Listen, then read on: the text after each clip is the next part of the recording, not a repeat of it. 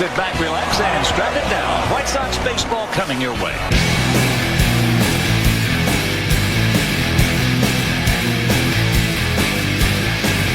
Hey, how's everyone doing out there? Welcome to the Word Hole Media presentation of In the Hole and Sox Top Thing joint venture tonight.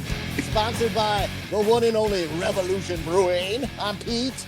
I'm Ryan. Welcome to Sox Type Things / In the Hole. Our first, I don't know, is this a simulcast? I don't know what that is. It's what we've been promising, but you know, whether you like it or not, the White Sox are the gift that never stops giving this season, good or bad. We're finally bringing the White Sox back into the fold, back into the warm embrace of In the Hole. In a combined podcast. Sorry for you people that may subscribe to both the podcast feeds, because I'm going to release this on both of them. So pardon us as we try to figure out why we're doing this, how we're doing this, what the fuck we're doing. For this week, you're going to get 2 copies of the exact same show, but I'll try to make it interesting somehow graphically, or I don't know. We'll see what I can do, but. So this is episode 13 of Sox Type Thing, episode 114 of In the Hole. Episode 13, we've been doing jersey numbers for the White Sox. This has to be the Ozzie Guillen no doubt show, isn't it? I think that was no kind doubt. of a no-brainer. That's a no-brainer. We've had a couple no-brainers on the numbers, so. Well, there you go, Sox fans. We're not going to let you down. Got to keep that tradition going here, no matter what we're doing on the Word Hole Media Network over here. We have a critical show for your Chicago White Sox. We are merely an hour before your series against the Cleveland Indians starts this Tuesday evening. Wow. 2 hours. 2 hours. We will get to that. Oh, sorry, 2 hours. I'm doing the conversion wrong. Oh, cool. And we don't have to rush through this one. We don't have to rush through this one the way I thought we were going to have to. We could take our time and break this all down. We'll be breaking that down.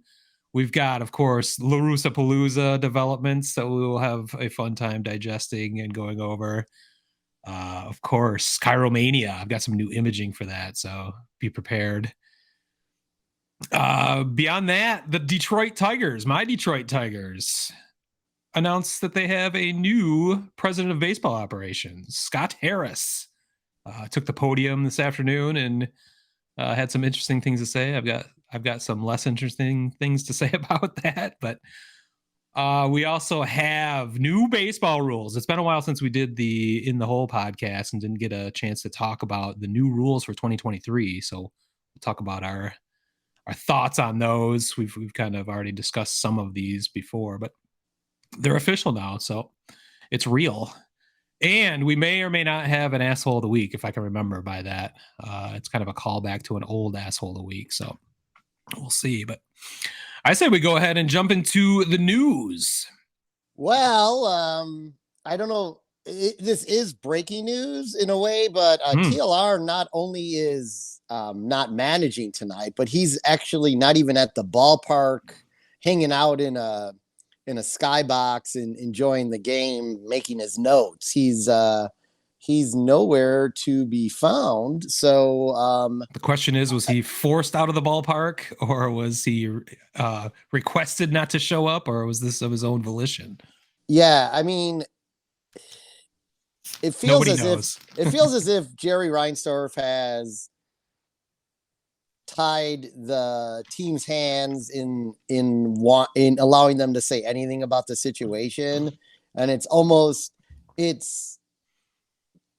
like fucking Stasi land. Yeah, it's just fucking weird. It's like, just rip off the Band-Aid, and you have all the excuses on why he can't come back.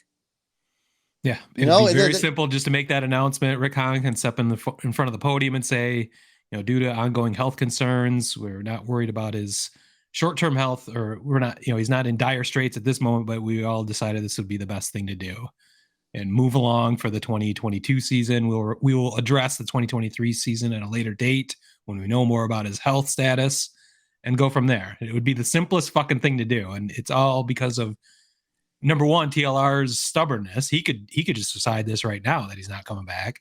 And number two, Jerry won't step in and make his best buddy do that. So here we are.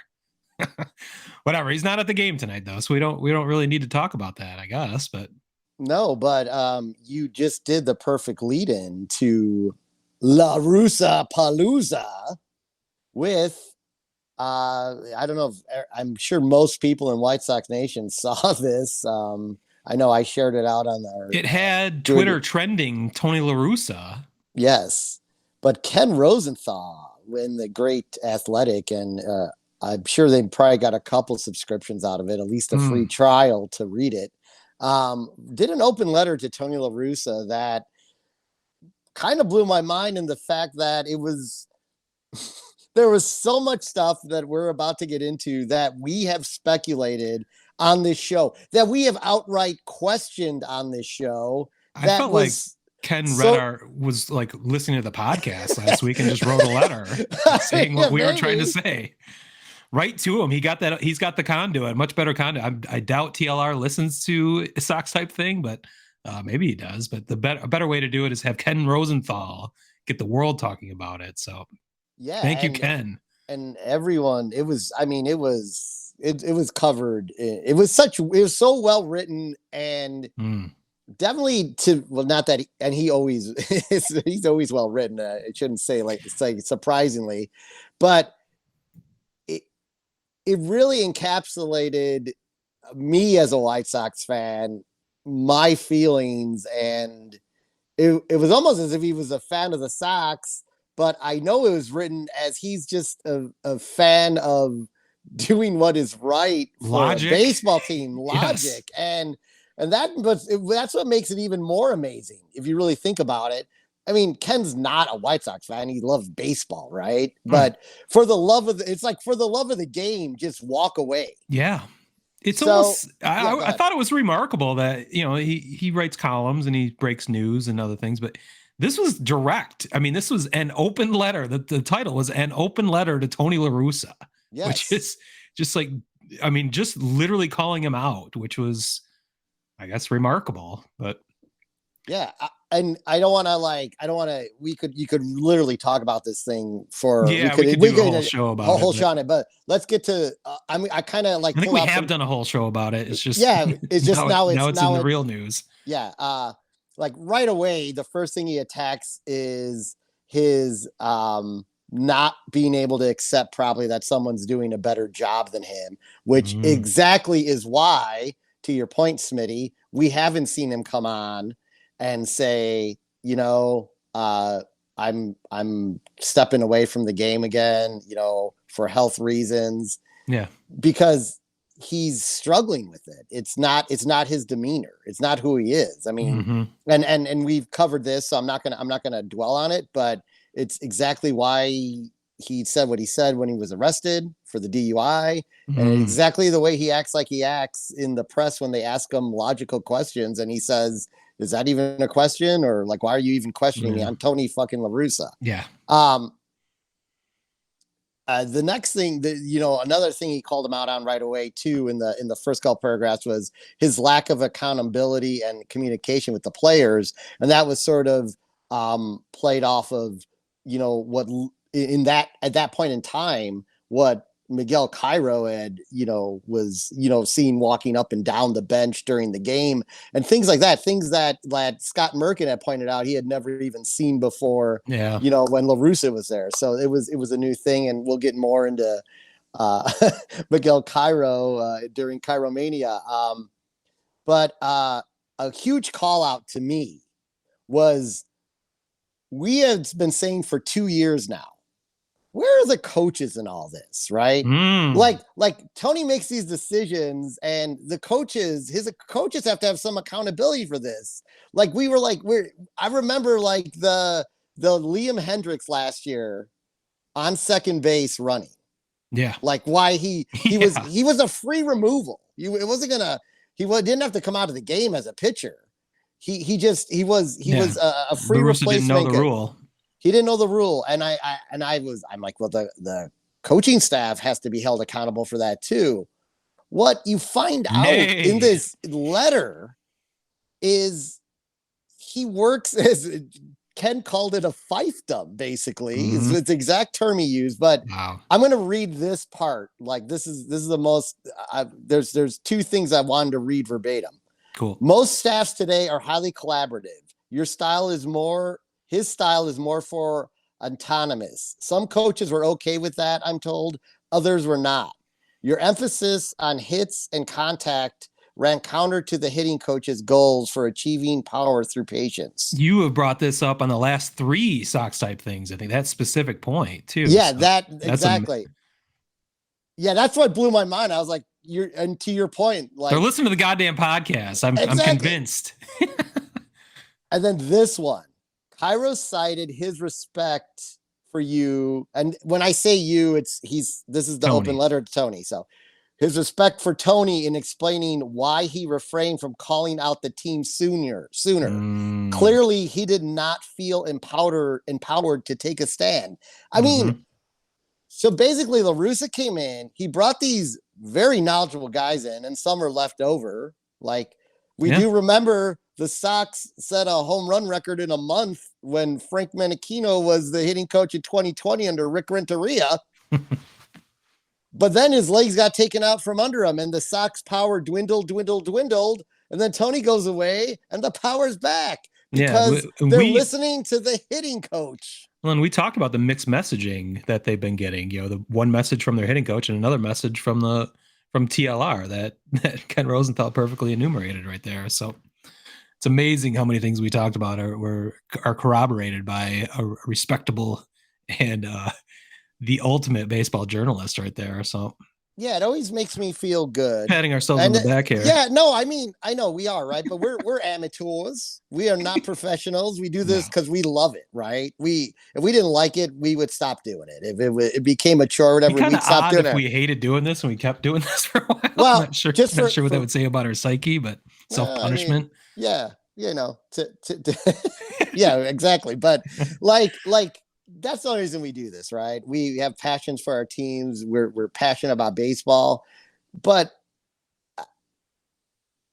we're right. We're saying the same things that these experts are saying, and that just always makes me smile. So anyway, enough tooting my own horn. The other thing, in particular, has been we call it the Wrath of Han, and just as Smitty coined that brilliantly back in the day a few years ago, because everything bad that's happened to the White Sox seemed to have followed along with Rick Hahn. Just everything he touches turns to shit. Yeah, but this is an interesting take. This is about the team injuries and like running to first injuries. And other White Sox people think the team's rash of soft tissue injuries perhaps stem in part from players' lax approach. Not always running hard, then asking too much for their muscles in short bursts. Such analysis is purely anecdotal, but the inference, was clear. A team takes on the personality of its manager. And he did not hold the players to a high enough standard. Wow. And again, we said the same exact thing. We said he's Sleepy La Russa. That's how the team plays. I mean, the team is not playing that way right now.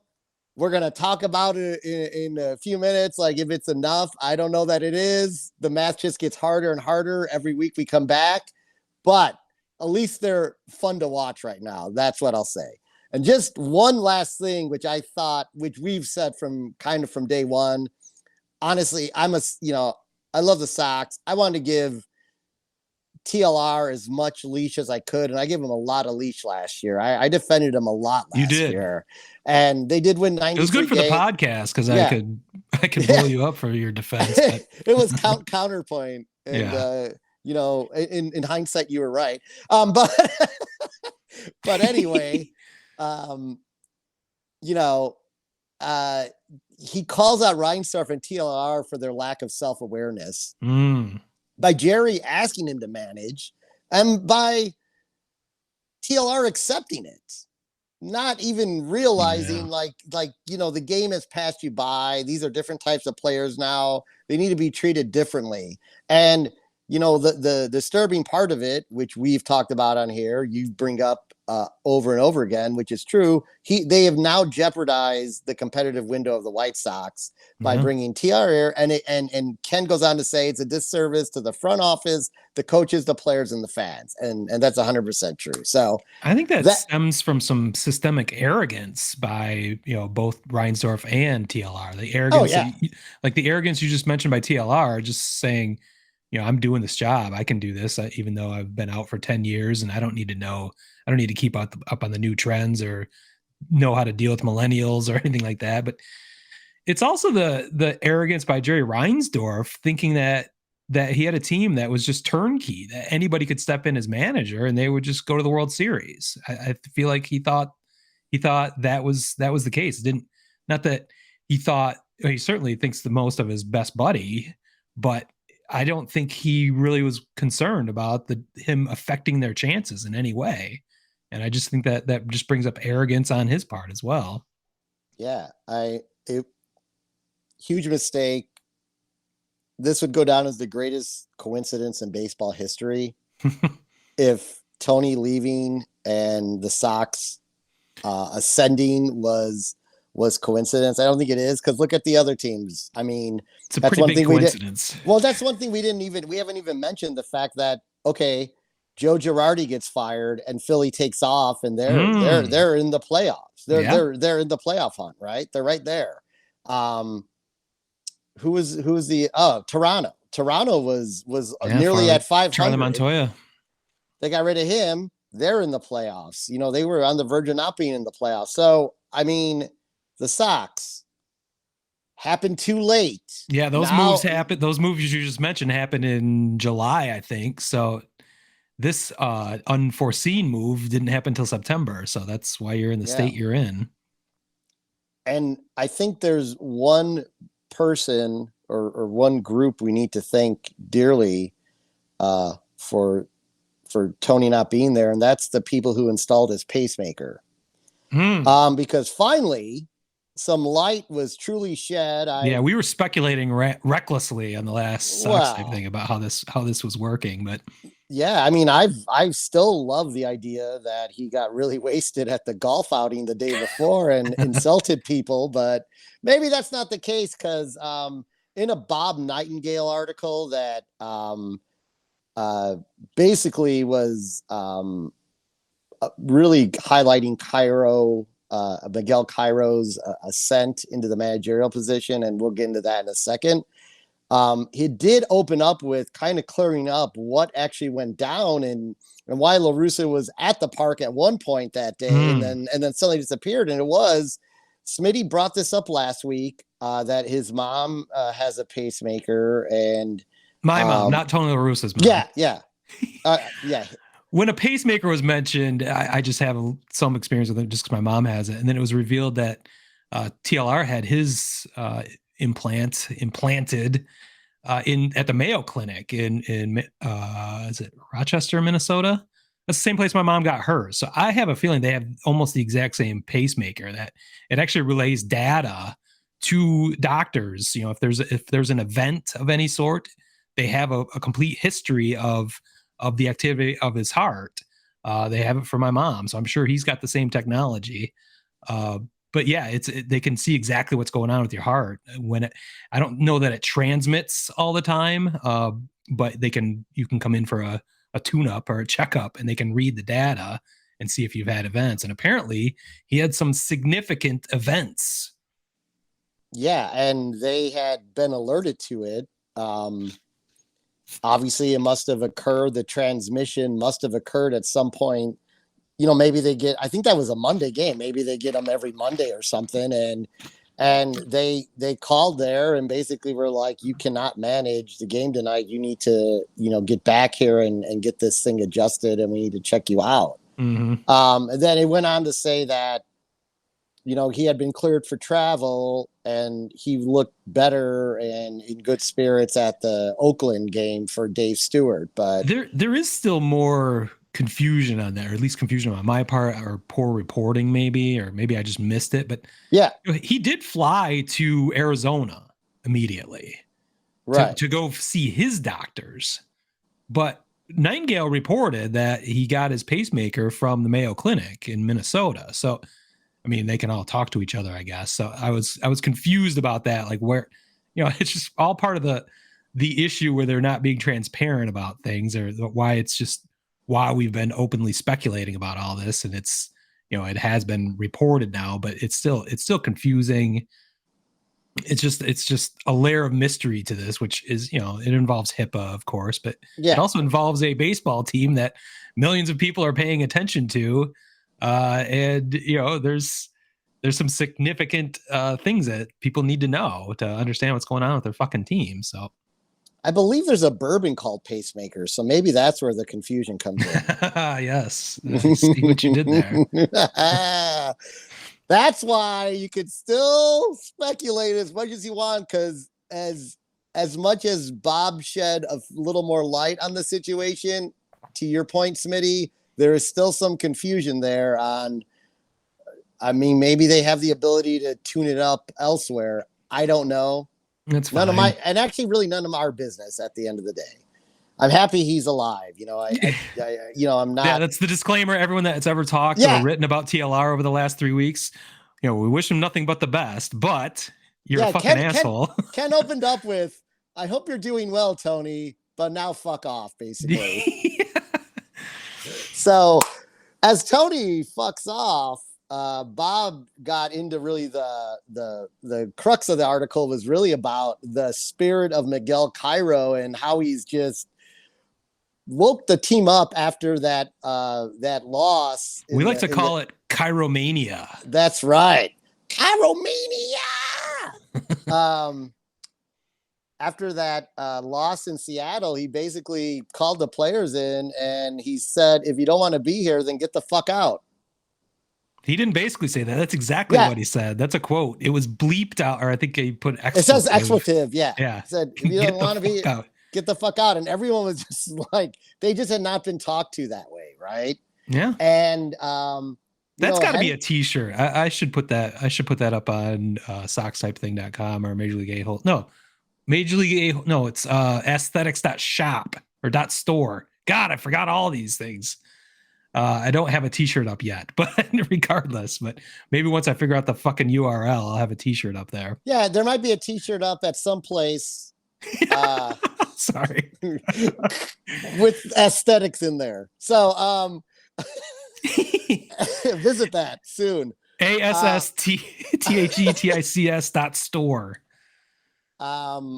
Yeah, so a lot of players commented on it, and this is where like you really start to see how little control TLR had on the clubhouse, and how much of him being a non-factor was a factor. Him being like, these are players, they know what to do, they're going to go about their business. Now, I mean, as much as great as the White Sox have been playing, like mostly overall, they still have some things they can't get over.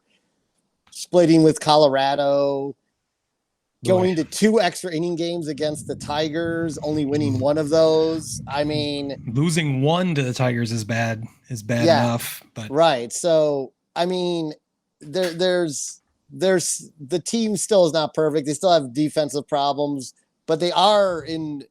It's been 19 games, right? Since he's taken 13 and 6. 13 and 6, which is a nice winning percentage, but might not be good enough. We'll get into that in a second. Liam, just a couple quotes from that article, which was interesting. Liam Hendricks said it was eye-opening to some of the guys who have never really been told no. So that's what I thought was interesting. Mm-hmm. That there was really no repercussions for their actions. It was all sort of always forgiven by Tony. It was almost like that players, he was like a player's manager type of thing. That may be why he didn't really come under a lot of scrutiny from the guys, because he wasn't really busting them. He was kind of just defending their actions, taking whatever someone told him and just saying like, okay, that's fine. Yeah. Josh Harrison went on to say he also had, let me put it to you this way. You can tell your kids something and they don't listen. Someone else tells them the same thing and they get the message. It's put up or shut up time. Miggy has done a great job bringing energy to the team. So, I mean, again, there's a few more quotes from that article, but again, the message is clear. The message is clear that everyone's happier and the team is much better without TLR and with Miguel Cairo. I think it's pretty obvious. Yeah. So that was a kudos to Bob. Bob wrote a pretty decent article there. We give him a lot of shit. We give him a lot of shit, but I want to give him some credit here. He actually reported something of worthiness about the White Sox. So kudos to him. The question is, though, as we're hour and a half, it doesn't matter. We're about an hour and a half away from finding that out. So it's about time we took a look at what is ahead of the White Sox, really. And as much as it seems like 2 losses over a week, that included a win, a convincing win over the Guardians. Yeah. It was a good week. It was not a good week because the Guardians have been basically unstoppable. And the Sox needed some help from the Twins, and they got 1 game out of them out of 5. Not get much. They got nothing. I feel like put the poker in the Twins, they're done. Yeah, that's over. And there's already been speculation I read today that my worry last week that the Twins were getting healthy and Buxton would be back when they played the White Sox and all that. They're probably not going to bring any of these guys back at this point. Yeah. Risking further injury to them, anything lingering, anything that could affect next season. So it's just you and the Guardians. It's us and the Guardians versus Tampa Bay, which could help us out a lot. So a couple things. One I want to bring up is we are caught up now. So there's the loss column and the win column, everything's even. They've played the same amount of games. They have the same amount of games left. So we don't have to do any decipher in here anymore. Thank God. We do have to do a little bit, but yeah, you're 4 games back, still 4 games back in the loss column. The confusing part is the tiebreaker. You're actually still 5 games back because Cleveland right now holds the tiebreaker to go. There is no game 163. So the head-to-head record is the first tiebreaker. What changes, though, is if you do sweep this series this week, you will take the season series. So you own the tiebreaker. So in a way, you're 5 games back, but in another way, you're 4 games back. So I just confused all your simple math, but no, you're right. Essentially, just sweep the fucking series is what it comes down to. So tonight, go ahead. Sorry. Well, if you don't, then it kind of is all mute. There's ways for you to get back into it, but the simplest path, at least for us, math, those of us who struggle with math, just sweep the fucking series. Yeah. The path of least resistance is sweeping the series. We have a pretty good chance to take game 1, but there's a reason we play these games. Aaron Savali, 2-6 with a 5.40 ERA against the Masters Cy Young candidate Dylan Cease tonight, 14-7 with a 2.16 ERA. Now you need to pat yourself on the back about this too, because you pointed out last week this is what the White Sox were doing to set up their rotation for this series. When people are freaking out on White Sox Twitter, why was it that Lance Lynn wasn't pitching or was pitching? It was initially they freaked out that Cease didn't get pushed back for the makeup game, and I said at the very beginning, because they all thought that Giolito was pitching. And right away, I was like, it's not Gio pitching. It's Lance Lynn pitching. They're just Cease. The last time Cease had an extra day of rest, he was complete shit. He made it through 5 innings of that game. And indeed, Lance Lynn pitched in the makeup game, and now the rotation is set up perfectly for this series. Right. We get what would be playoff rotation. I got my lucky new socks, my motherfucking socks medallion, thanks to Riot Fest. Yeah, this is a podcast, but yes, if you're watching, check us out on YouTube so you can see Pete's fancy medallion. I'm gonna wear this all night tonight. I almost came on with the basketball jersey on too to really bring my thug life through. That's the first thing I thought of when you told me about I saw the photo you texted me of the medallion. I'm like, He's going to wear that goddamn basketball jersey, but I didn't even mention it, hoping you wouldn't get the idea. But apparently, you got the idea. But I did. you had, I put it on. It was a little snug. I got a lot of summer beer weight from all these concerts and baseball. So you were spared because of my own vainness. Thank Christ. Tomorrow's pitching matchup: Tristan McKenzie versus Lance Lynn. The Sox were able to actually finally kind of get to McKenzie the last time he was out, so that's a good sign. Also, he's been really good this year, though. I mean, he has been really good. Yeah, overall, that's a hell of a matchup. And then the closer is Bieber versus Cueto. Now, that's another great matchup. Bieber ran into some problems with the Sox the last time they faced them. That doesn't mean it's a new game. Yeah. It's a new day. But, I mean, everything is just perfect. This totally feels like a playoff series. You know, what's on the line, the way the rotations have lined up. It's just couldn't be better. I don't know. Like, I mean, I want them to sweep it. Yeah. It seems like they had the right vibe to sweep. It's kind of funny. The Sox won their last game against the Tigers 11-5, and then the Guardians put an 11-4 hurt on the Twins. So they're both coming in after having scored a lot of runs. So we'll see what happens. It should be a great series nonetheless. I'll be tuning in. Yeah. So, we had talked about, everyone out there real quick, we had talked about maybe just waiting to try to do this until after the series, because that is going to decide so much. Of whether or not the Taps music starts playing in the background or not. But we should know more about the fate of your Chicago White Sox after these 3 fateful days. I would say by Thursday around 10 o'clock, Central Standard Time, we'll have a feeling. But before we move off the White Sox, one quick final, sometimes staple segment of this is an a-hole poll. And it's no mystery that Luis Robert has not been himself since he injured his wrist. In fact, sometimes he looks like he can barely swing the bat. Yeah. So I threw a poll out there. I said, should Luis Robert be playing? It seems like an instant out at the plate. So what should the Sox do at this pivotal moment? The choices were rest him, let him play, or IL him and call up Colas. So we got 25 votes, Smitty. Coming in last place at 12% was rest him. 20% was let him play. And 68% said put him on the IL and get Oscar Colas up here, which is what I expected the answer to be. Yeah. I kind of loaded it. I assumed that would be what most people voted for. I think the Sox have chosen not to bring him up, to let him continue to get the training and seasoning necessary to start a 2023 campaign with us. All right. I mean, they haven't had power. Tick. They haven't had power problems as of late, so it's not. It's true, but I mean, you're fighting with one hand behind your back if you're not going to utilize all the resources you have available to you. So, whatevs. Well, I think for. You don't know how he's going to do against major league pitching, but I would say Robert's going to be doing. No.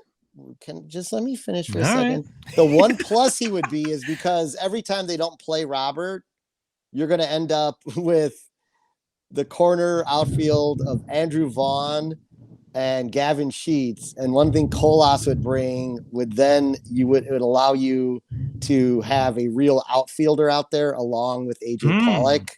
That's interesting. That I think from even more so like a defensive standpoint, that's a good point. It may have been better, but yeah, I know we're gonna find out tonight because he is batting 7th or 8th tonight. I saw, so he is in the lineup tonight. So we'll see if he makes it through the game.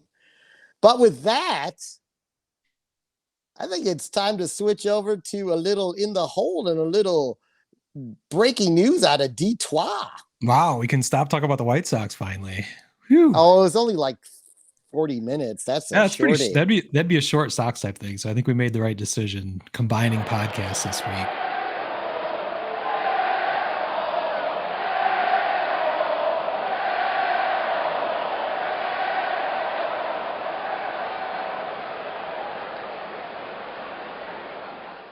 Word Cole Media.